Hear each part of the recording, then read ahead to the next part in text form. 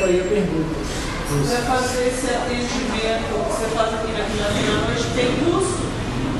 Tem custo. Aqui no ramal, Departamento de Psicologia, nós estamos cobrando R$40, e aí uma parte desse valor a gente repassa para a tesouraria do grupo. Então, é só ligar. No seu atendimento? Meu particular? Meu particular fora do grupo é 150. Não, dentro do grupo. Dentro do grupo 40. Então, quem quiser fazer aqui no grupo, é o mesmo trabalho que eu faço lá fora.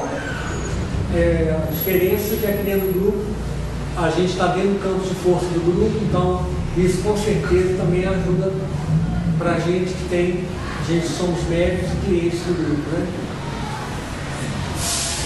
Então é só ligar, mandar um e-mail e a gente marca.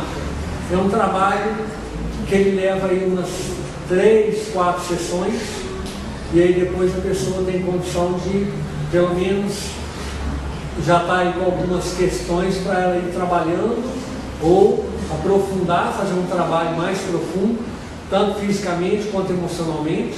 Obviamente, não dá para fazer milagre, né, em 3, 4 sessões, mas dá para a pessoa ter uma clareza bem legal assim das questões que ela vem construindo ao longo da vida.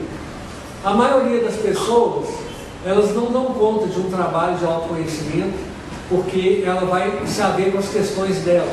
Então ela vai ver que ela é assim, assado, que ela tem um monte de coisinhas, e a maioria das pessoas não querem muito ver essas coisinhas.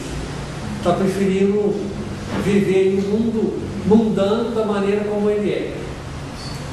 E aí viver no mundo mundano significa, como o indiano fala, né? Viver aí na deusa Maia, né? Na deusa da ilusão.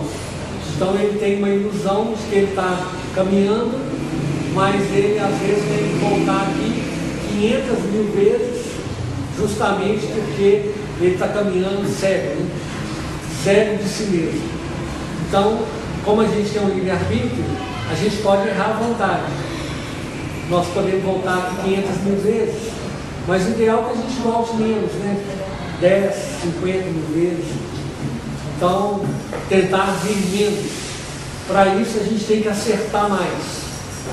Acertar mais a nossa caminhada. Irmão, você comentou rapidamente a necessidade de a gente ter um momento onde a gente consiga ouvir lá dentro. O que você sugere? Porque fazendo uma concentração, para você conseguir ouvir alguma coisa de dentro, é muito difícil, porque a gente, desde quando nasce, só aprende a ouvir de fora. Então, a gente você sugere a gente fazer de concentração? A gente, na verdade, a gente ensina-se muitas coisas para a gente. Outro dia eu fui numa palestra do Rubem Alves, ele falou algo que eu acredito profundamente. Ele pediu licença e falou: olha, vocês me desculpem se tiver algum educador na plateia, mas o que vocês vêm fazendo com as crianças é um crime. Vocês vêm ensinando matemática, português, geografia, ciências, mas não vêm ensinando as crianças a serem felizes.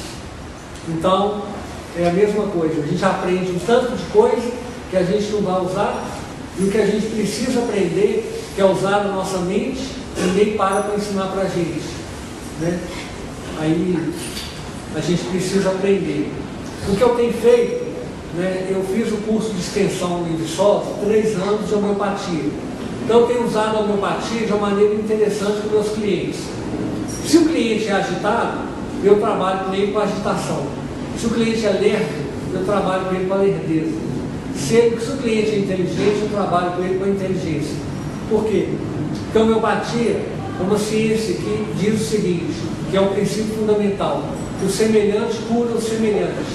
Então, se a pessoa é agitada, eu não vou falar para ela sentar para meditar, porque daí a 1 minuto ela já está tendo um troço assim, que ela não vai dar conta. Então eu vou ensinar para ela um método para ela poder meditar em movimento. Agora, se a pessoa é tranquila, serena, né?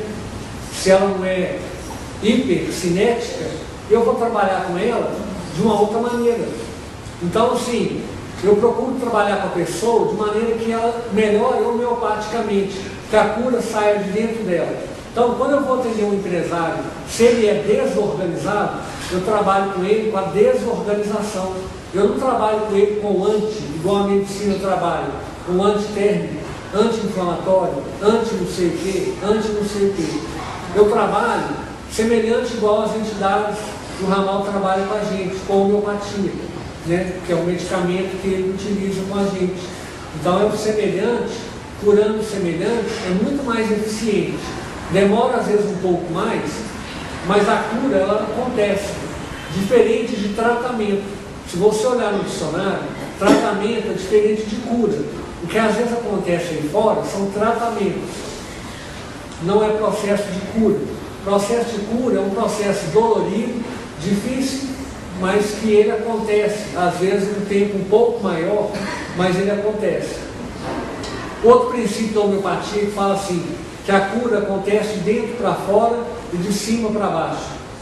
Dentro das organizações, quem tem que curar primeiro é do diretor para o porteiro, não é do porteiro para o diretor, igual a gente imagina. Ah, um dia que o povo mudar, o país muda. Não, quem tem que mudar é quem está em cima, é a cabeça que comanda o corpo, não é o pé que comanda a cabeça, né? É a mente que comanda o corpo.